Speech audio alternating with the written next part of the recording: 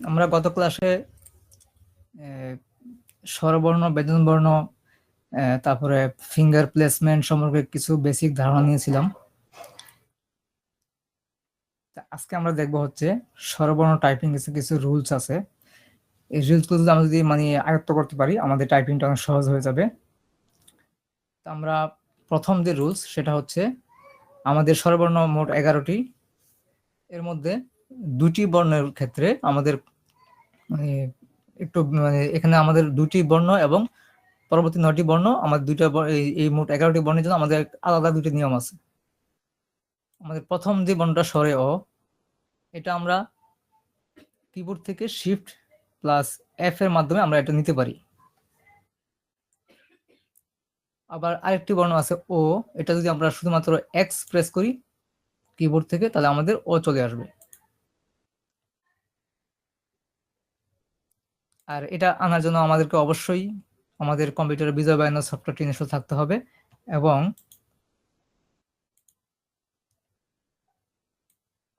এটি হচ্ছে আমাদের বিজয় বায়ান্ন, এই আইকনটি এভাবে উপরে থাকে সাধারণত। তো আমরা আমাদের কাজের সুবিধার্থে সেটা আমরা আমাদের টাস্ক বারে এটা নিয়ে রাখতে পারি। তো আমরা যদি মানে কিবোর্ড থেকে যখন কন্ট্রোল অল্টার বি প্রেস করি, তখন যেটা হয়, আমাদের এই বিজয় বায়ান্নটি আমাদের এইখান থেকে আমাদের 3টা মোড আছে, বিজয় ক্লাসিক আমরা নিতে পারি। ঠিক আছে, আমরা এটা সম্পর্কে গত ক্লাসে আমরা আলোচনা করেছি। তো আমাদের এখানে একটা ইংলিশ মোড আছে, তারপরে বাংলা মোড জন্য 2টা আছে, বিজয় ক্লাসিক এবং ইউনিকোড। আমরা ইউনিকোড নিয়ে পরে আলোচনা করব। আমরা এখন আসছি বিজয় ক্লাসিকের মধ্যে। তো আমি যদি কিবোর্ড থেকে কন্ট্রোল অল্টার বি প্রেস করি, বুকের বি, তখন আমাদের সেটা অ্যাক্টিভ হবে কোথায়, বিজয় ক্লাসিকে আসবে। এবং আমরা ফন্ট হিসেবে বেশিরভাগ ক্ষেত্রে যেটা নেওয়া হয় সুতনি এমজে, এটা সম্পর্কে আমি গত ক্লাসে আলোচনা করেছি। সুতনি এমজের মানে এই নামটা নামকরণ করা হয়েছে এমজে মানে মোস্তফা জব্বার, আর সু মানে সুনন্দা, এটা মোস্তফা জব্বারের ছোট কন্যা সুনন্দা শারমিন তন্নি। তো তন্নিটা রাখা হয়েছে এবং সুনন্দা থেকে সু রাখা হয়েছে। এই সু তন্নি থেকে সাথে রাখা হয়েছে এমজে মোস্তফা জব্বার। এই বাবা মেয়ের এই 2টা নামের সাথে মিলিয়ে রেখেই কিন্তু এই ফন্টটাকে তৈরি মানে ডেভেলপ করা হয়েছে, যার কারণে এটা নাম হচ্ছে সুতনি এমজে। তো এই বাংলাদেশের প্রায় সকল অফিস বলেন, ব্যবসা প্রতিষ্ঠান বলেন, বা পার্সোনাল কোনো কাজের জন্য বলেন, দোকানে যেসব টাইপিং কম্পোজের কাজ করা হয়, সেখানে সব জায়গায় কিন্তু এই ফন্টটা ব্যবহার করা হয়। আরো অনেক ফন্ট আছে, আমরা সেগুলো দেখতে পারি, কিন্তু আমরা আপাতত আমরা এই সুতনি এমজেতে আছি। তো এইটুকু সেটআপ আমাদের করে নিতে হবে। আমাদের কন্ট্রোল অল্টার বি প্রেস করার মাধ্যমে আমরা এখানে বিজয় ক্লাসিকটাকে আমরা টগল করে নিব, এবং আমরা ফন্ট হিসেবে আমরা দিব কি সুতনি এমজি।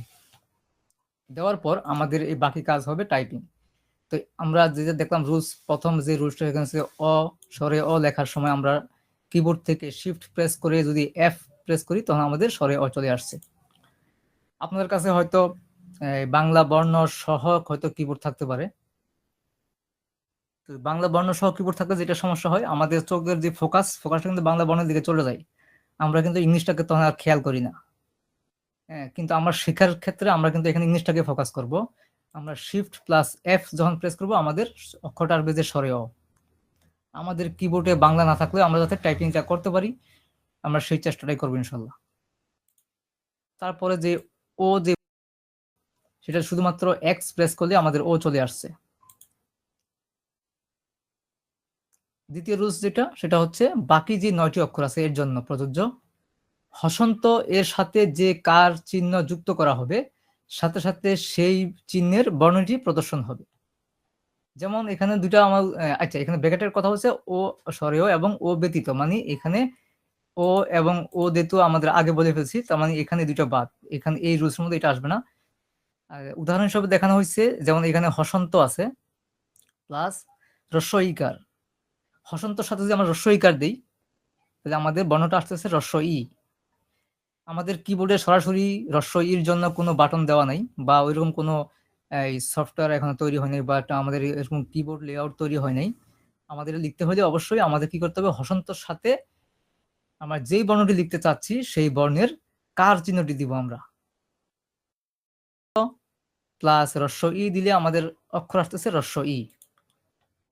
একইভাবে আমরা যদি হসন্তর সাথে দীর্ঘ উকার দেই তাহলে আমাদের অক্ষর আসতেছে দীর্ঘ উ। মোট কথা আমাদের মূল শর্ত হচ্ছে হসন্তর সাথে আমরা যেই কার চিহ্ন দিব সাথে সাথে সেই চিহ্নের বর্ণটি প্রদর্শন হবে।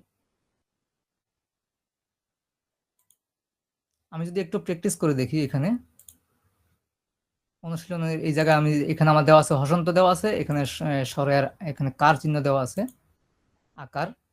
তা আমি এখানে যদি টাইপিং এর জন্য চেষ্টা করি।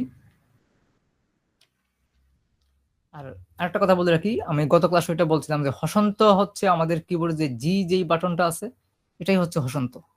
এটা মাঝখানে আছে, আর মাঝখানে দেওয়ার সুবিধা এটাই, আমাদের যেহেতু আমরা দুই হাতে যেহেতু টাইপ করি, আমাদের দুইটা হাতের 10টা মানে 8টা আঙ্গুল কিবোর্ডের দুই পাশে থাকে, লেফট সাইড রাইট সাইড, আর ওটা ঠিক মাঝখানে দেওয়া হয়েছে আমাদের টাইপিং এর সুবিধার্থে।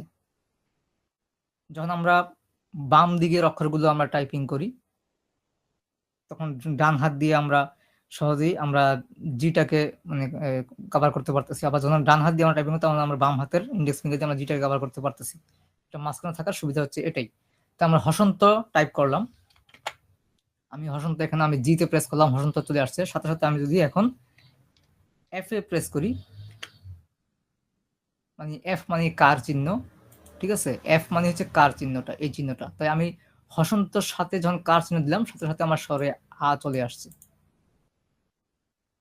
একইভাবে আমি হসন্ত দিলাম, এখন দিব হ্রস্ব ই কার। হ্রস্ব ই কার আছে আমার ডি বাটনে, আমি যদি ডিতে একটা প্রেস করি আমার হ্রস্ব ই চলে আসছে।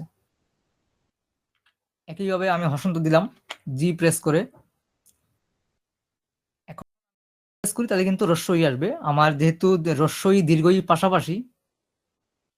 আর গত ক্লাসে আমি সেটা বলেছিলাম যে আমাদের দুটি অক্ষরের পাশাপাশি যে পরের বর্ণটির জন্য আমাদেরকে শিফট বাটন প্রেস করে নির্দিষ্ট বাটনটি প্রেস করতে হবে। তো আমি শিফট চেপে আমি এখন যদি ডি প্রেস করি আমার দীর্ঘার চলে আসছে, কারণ হ্রস্ব ই দীর্ঘ ই পাশাপাশি।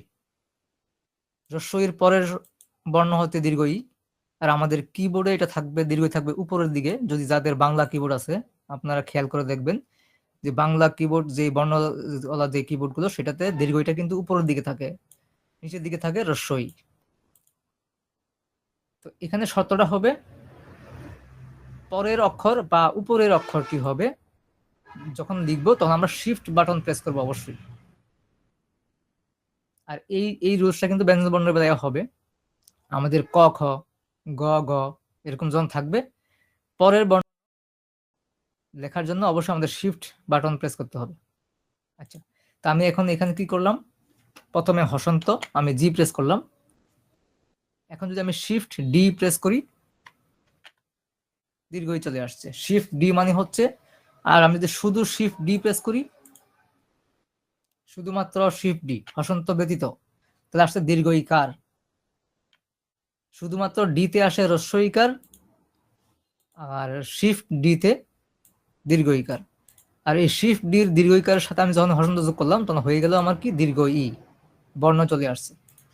একইভাবে আমি যদি হসন্ত দিলাম, এখন দিব হ্রস্ব উকার, এটা আছে আমার এস বাটনে, চলে আসছে হ্রস্ব উ। আমি হসন্তর সাথে যখনই আমি কার যুক্ত করলাম তখনই সেই কার চিহ্নের অক্ষরটি চলে আসতেছে। এটাই হচ্ছে আমার স্বরবর্ণের রূপ, স্বরেয় এবং ও ব্যতীত। এখন এখানে প্রত্যেকটা আমি হসন্ত দিয়ে দিই বুঝার স্বার্থে। হসন্ত প্লাস দীর্ঘ উকার। এখন আমার এস বাটনে যেহেতু হ্রস্ব উকার আছে তাহলে আমাদের দীর্ঘ উকার কি করতে হবে, অবশ্যই শিফট প্রেস করতে হবে, কারণ দীর্ঘ হচ্ছে পরের শব্দ, পরের অক্ষর। আমি হসন্ত দিলাম, শিফট চেপে যদি আমি এস প্রেস করি আমার চলে আসছে দীর্ঘ উ। একইভাবে আমি হসন্ত প্রেস করলাম, তার সাথে আমি এখন এ প্রেস করব। আমার এ হচ্ছে এই যে রিকার বা রিফলা যেটাই বলি এই চিহ্নটা, এটা হচ্ছে আমার এ বাটনে আছে। তাহলে আমি এখন হসন্ত দিলাম, তারপর আমি যদি এ বাটনে প্রেস করি আমার চলে আসছে রি। আমাদের এই 9টা অক্ষরের জন্য কিন্তু সেম শর্ত কাজ করতেছে এখানে। সেম রুলস কাজ করতেছে। তারপরে আমি যদি হসন্ত দেই এবং একার দিব, একার আছে আমার সি বাটনে, চলে আসছে এ। এ একার এবং ওইকার পাশাপাশি আছে, একার নিচে উপরে ওইকার। আর যেহেতু উপরে ওইকার, এর জন্য আমার অবশ্যই শিফট বাটন প্রেস করতে হবে। আমি হসন্ত প্রেস করলাম, হসন্ত দিলাম জি বাটন প্রেস করে। এখন যদি আমি সি প্রেস করি তাহলে কিন্তু এ আসবে, আর যদি আমি শিফট জি প্রেস করি ওই আসতেছে। তাহলে রস্বই দীর্ঘই, রস্বইয়ের সময় ডি, দীর্ঘের সময় শিফট ডি, রস্বর সময় এস, দীর্ঘর সময় শিফট এস। আর রিটা আলাদা, রিতে সরাসরি আমরা হসন্ত দিয়ে আমরা এ বাটন প্রেস করব, রি চলে আসবে। তারপরে আবার এ ওই পাশাপাশি আমরা যদি সি বাটন প্রেস করি তাহলে আসতেছে এ, যদি আমরা শিফট সি বাটন প্রেস তাহলে আসতেছে ওই। তারপর আরো দুটি অক্ষর আছে, আরো একটি অক্ষর আছে ও। যেহেতু আমরা ওটা যেহেতু আমাদের এখানে চলে আসছে সরাসরি, আমরা কি করি এক্স এর মাধ্যমে আমরা ওটা নিতে পারি, তাহলে এটা আমাদের আর কোনো নতুন করে দেখার কিছু নেই। এক্স প্রেস করি আমাদের ও চলে আসবে। আর ওটা আমরা কিভাবে নিব, আমি ওটা এখানেই দেখাই। আমার এই যে চিহ্নটা, এটা দিয়ে কিন্তু আমার ওকারটা আসবে। ওকারটা মূলত হয় এরকম, আমরা যখন খাতায় লিখি বা এরকম একটা চিহ্ন থাকে, তার মাঝখানে একটা একটা বর্ণ থাকে, একটা অক্ষর থাকে, ঠিক আছে। তা আমি এখন এই চিহ্নটাকে আমি নিব এখানে, হসন্ত দিলাম। আর এটা যেহেতু আমার উপরের বর্ণ, এটা কিন্তু আমার এক্স এর মধ্যে আছে, যে আমরা এখানে এক্স এর সাথে যেটা পাইলাম যে কি ও পাইছি, শুধুমাত্র এক্স প্রেস করলে আমার ও আসতেছে। আর আমি এই এক্স যদি আমি শিফটের সাথে প্রেস করি তাহলে আমার এই চিহ্নটা আসতেছে, এটা ওকারের চিহ্নটা। এখন হসন্তর সাথে যদি আমি শিফট শিফট এক্স প্রেস করি তাহলে আমার ও চলে আসছে। এখন আপনি হয়তো বলতে পারেন যে আমার তাহলে আমরা ঔকারটা কিভাবে লিখবো, যেমন যেমন ধরুন নৌকা লিখবো আমরা, নৌকা। তাহলে নৌকা কিভাবে হবে, দন্তান্ন, দন্তান্ন যেটা, আমি এটা একটু ফন্টটা বড় করে নিই।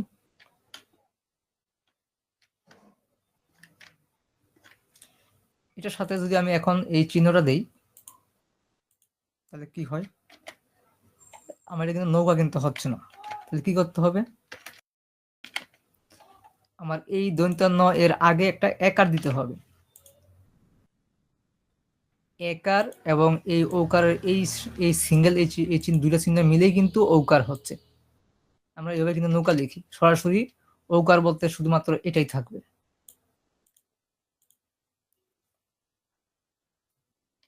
আবার দেখুন, ধরুন আমি লিখবো কৌশল, তাহলে প্রথমে একার, তারপর আমি ক দিলাম, তারপর আমি এখন এইটা দিব, এই চিহ্নটা, এটা দিব কি হবে, শিফট চেপে এক্স,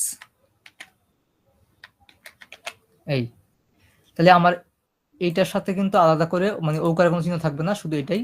আর ওকার লেখার আমার বর্ণ যখন আমরা কোনো শব্দ লিখবো তখন আমাদের সাথে এই একারের সাহায্য নিতে হবে, একারের সাহায্য নিয়ে আমি এটাকে ওকার হিসেবে দেখাবো যখন আমরা টাইপিং করব তখন।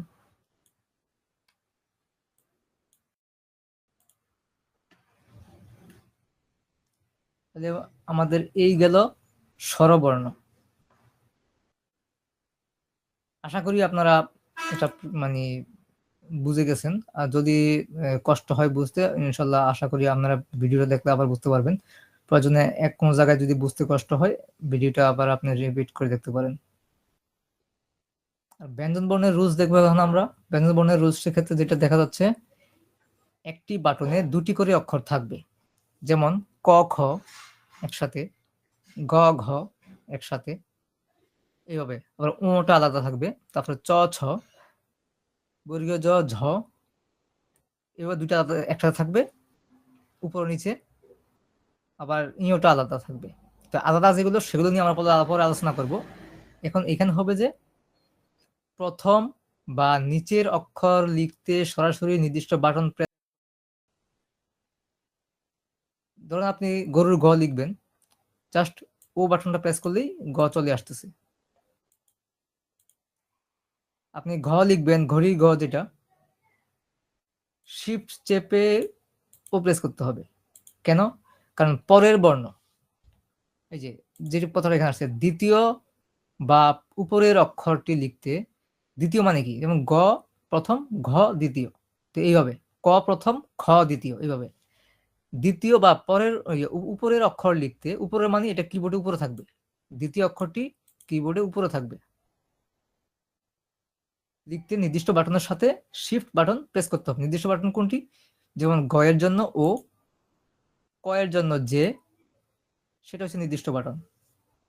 আমরা এই কোন বর্ণের কোন বাটন আমরা প্রেস করব সেটার আমি একটা চার্ট দিয়ে দিব পিডিএফ আকারে আপনাদেরকে, আপনারা সেটা দেখতে পারবেন। তো এইভাবে করে আবার ধরেন আপনি চ লিখবেন, তাহলে চ আছে ওয়াই, আমি যদি এখানে ওয়াইটা লিখে নিই,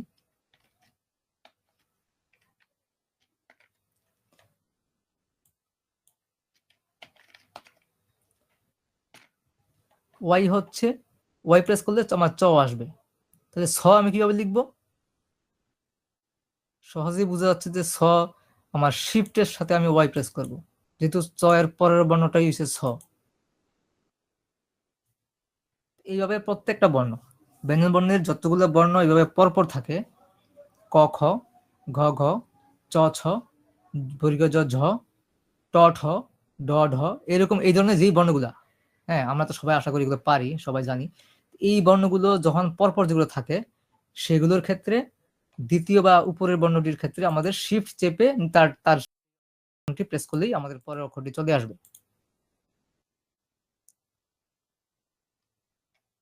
তারপরে রুলস 2 কি বলছে? কিছু অক্ষরের সাথে তার পরেরটি থাকবে না, যেমন উ, ইয়, মূর্ধন্য ন, এই ধরনের কিছু অক্ষর আছে। তারপরে সবার শেষে গিয়ে অন্তস্তীয় জ, খণ্ডত্ব, অনস্বার, বিসর্গ, চন্দ্রবিন্দু। চন্দ্রবিন্দুকে তো একদম আপনার কি মানে কি বলে এটাকে, মানে বর্ণের বাইরে পাঠায় দেওয়া হয়েছে। চন্দ্রবিন্দুটাকে দেওয়া হয়েছে কোথায়? আপনার অ্যালফা নিউমেরিক কি যেটা আছে, মানে অ্যালফাবেট কি এর উপরের সারিতে যেই নিউমেরিক কি গুলো আছে, সেখানে 7, শিফট 7 প্রেস করলে আমরা পাচ্ছি চন্দ্রবিন্দু।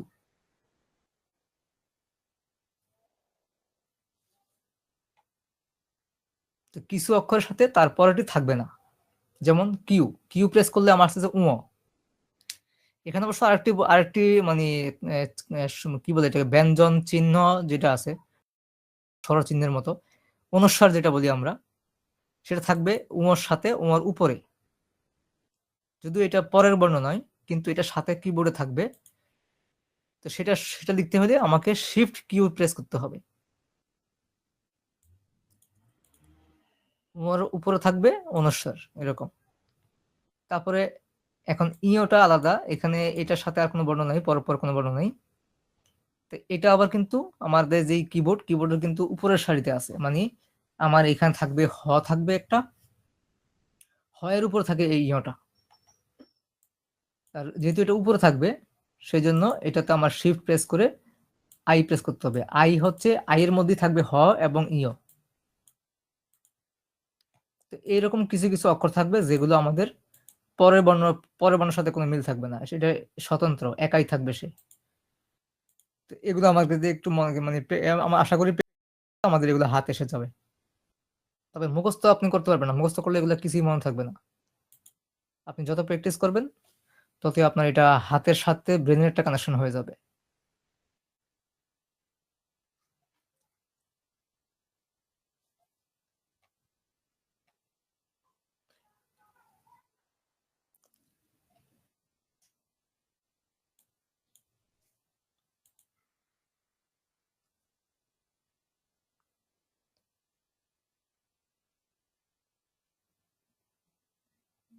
তো একইভাবে আমরা যদি দেখি ট ঠ যদি লেখার চেষ্টা করি,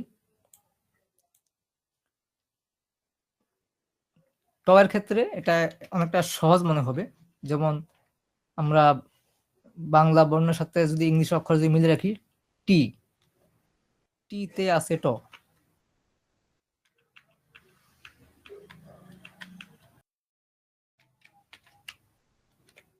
টিতে যদি ট হয় তাহলে ঠ কিভাবে আসবে? শিফট টি। একইভাবে বর্গীয় জ, সেটা আছে ইউর মধ্যে,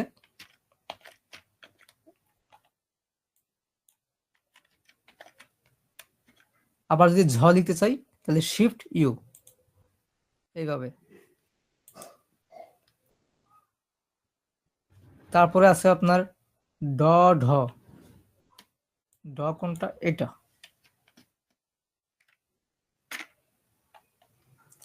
এটার আপনার বাটন হচ্ছে ই। ই প্রেস করলে ড আসতেছে, আবার শিফট ই প্রেস করলে ঢ আসতেছে, ঠিক আছে, এইভাবে। তারপরে আছে একটা আপনার ডয় শূন্যরও বলি আমরা, বা ডয় বিন্দুরও, যেটা একভাবে শিখছি এগুলা। এটা ডয় ডয় বিন্দুরও, ঢয় বিন্দুরও মানে পরেরটা, তাহলে এটা হবে আমার পি দিয়ে, পি দিয়ে ডয় বিন্দুরও। আর যদি আমি শিফট পি দেই তাহলে ঢয় বিন্দুরও হবে, ঠিক আছে। এটা এটা এটা লেখার সময় আমাকে অবশ্যই শিফট পি প্রেস করতে হবে।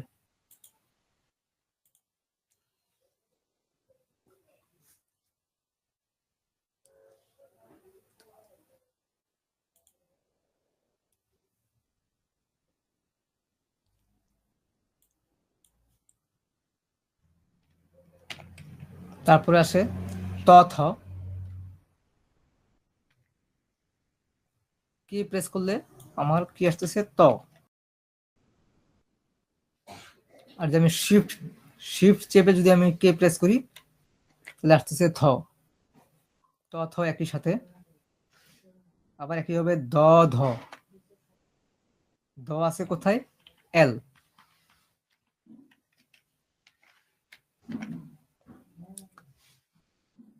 এল প্রেস করলে আমার দ আসতেছে। আর যদি আমি ধ লিখতে চাই তাহলে শিফট এল।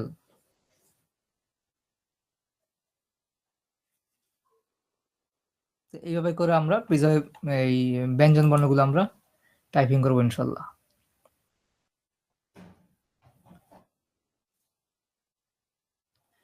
তারপর থাকে আপনার যুক্ত বর্ণ।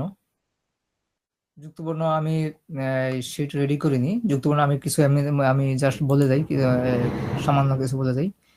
যুক্ত বর্ণের ক্ষেত্রে আমাদের সেই যে হসন্ত, এটা আমরা এই স্বরবর্ণে ব্যবহার করলাম, এই হসন্তের ব্যবহার হবে যুক্ত বর্ণের ক্ষেত্রে। আমি এগুলো একটু মুছে দিই।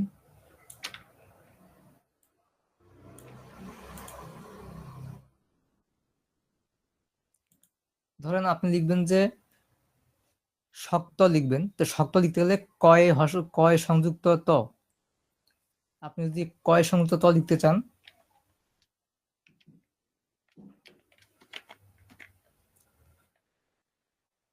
এটা হচ্ছে যে কয়ত বা কয় সংযুক্ত ত, সেটা লেখার জন্য কি করতে হবে? আমাকে প্রথমে, এটা হচ্ছে ক হসন্ত ত। ক আছে কোথায়? যে।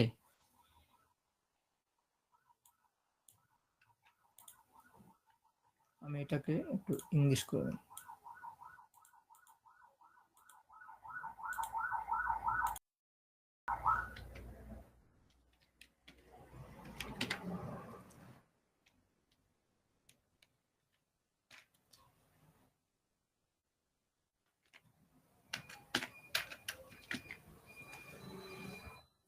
তাহলে আমি যদি যে সাথে যদি কে সংযুক্ত করি তাহলে আমার কয়তো আসতেছে, ঠিক আছে। এখানে প্লাস মানে এখানে জি হবে, জি। জি আমার জিতে আছে হসন্ত। তাহলে যে জি কে, আমি যেতে কি পাচ্ছি? ক পাচ্ছি। জিতে হসন্ত, তাহলে মানে ক হসন্ত, কে তে কি আছে? ত। ক হসন্ত ত। এইভাবে আমি পাচ্ছি কয়ত। তারপর আমাদের কমন একটা যুক্তবর্ণ আছে যেটা ক্ষীয়। একসময় আমরা সেটা এই স্বরবর্ণের মধ্যে পড়তাম, কিন্তু পরবর্তীতে সেটা আমরা জানতে পারলাম যে এটা হচ্ছে যে কি যুক্তবর্ণ, যেমন ক্ষীয় লিখি। ক্ষীয়, এটা লিখতে হয় কি হবে, যেহেতু আমার জেতে ক আছে, এটার গঠনটা হচ্ছে এরকম ক ক যোগ ত, ঠিক আছে, ক সরি ক, এটা আমার বাংলা করতে হবে,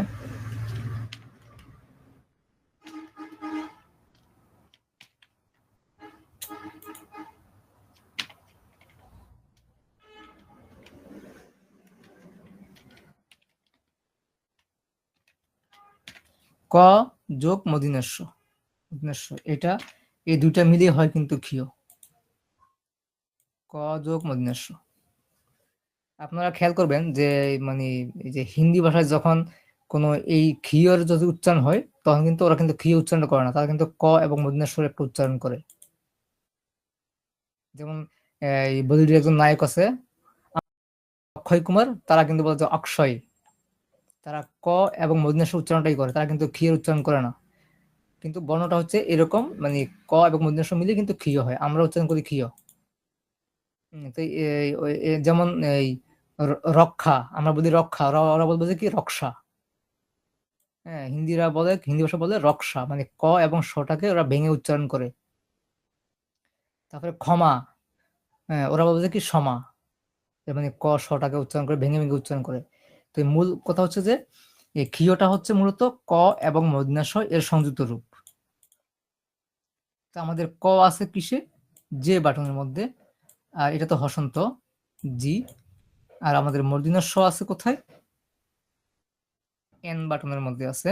তবে সেটা সরাসরি এন দিলে হবে না, আমাদের এন হচ্ছে দন্ত্য স, আর শিফট এন দিলে আসতেছে মূর্ধন্য ষ, শিফট এন।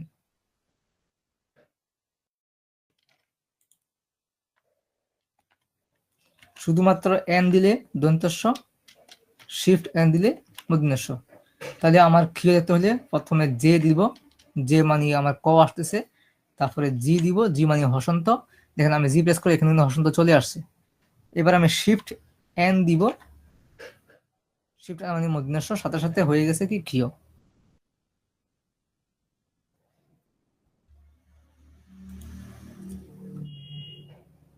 যেমন এটা আমরা একটা শব্দ লিখতে পারি এরকম, রক্ষা।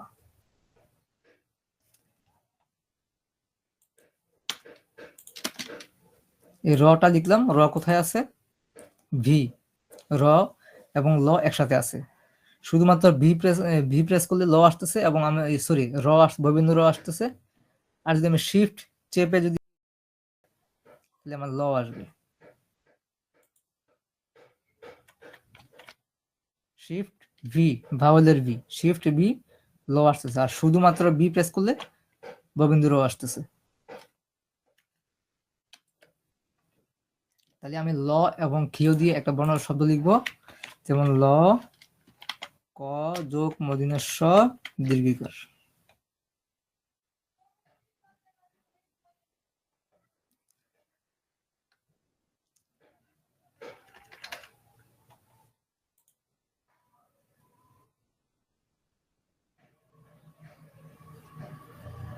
তারপরে ধরেন আমরা লিখবো যে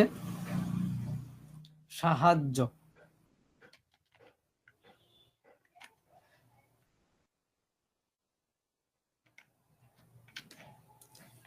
এখানে আবার এটা কিন্তু যুক্ত বর্ণ না, এটা হচ্ছে এখানে ব্যঞ্জন, যে সর্বর্ণে যেমন স্বর চিহ্ন থাকে, এখানে ব্যঞ্জন চিহ্ন আমরা এই যে জ ফলা দিছি।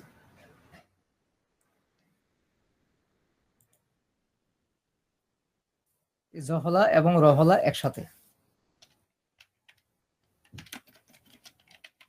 রফলা এবং জফলা একসাথে।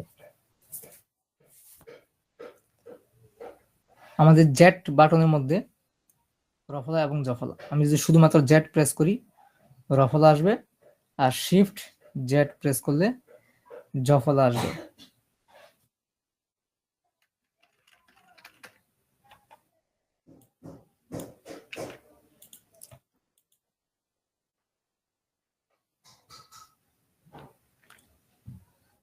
তারপরে আরেকটা শব্দ আছে যুক্ত বর্ণের মধ্যে,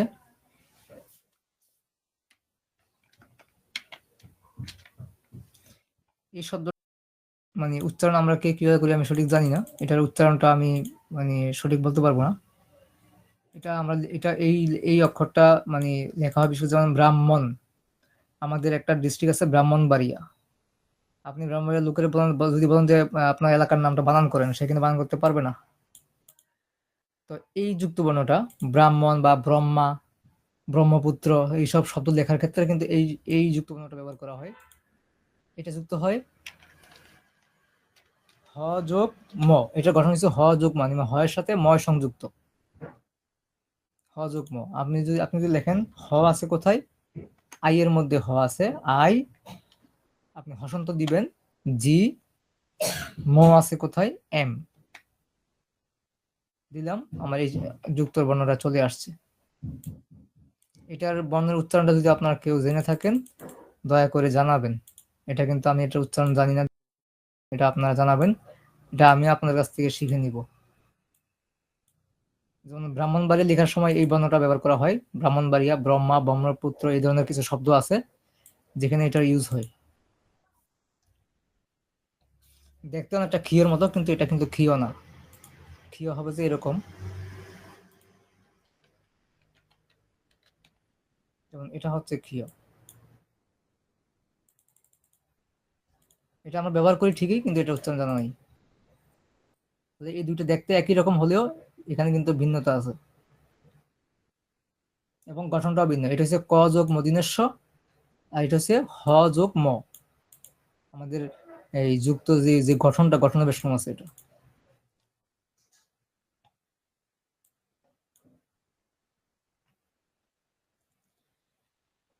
তা আজকে আমরা আর তেমন কিছু আলোচনা করব না, আজকে ইনশাল্লাহ এই পর্যন্তই। আপনাদেরকে আমি আজকে কিছু টাস্ক দিব ক্লাস শেষে, আপনারা সেটা আমাকে করে দেখাবেন। করে আপনারা ওয়ার্ড ডকুমেন্টে সেভ করতে পারেন অথবা জেপিজি আকার দিতে পারেন, যেভাবে আপনার সুবিধা মনে হয়।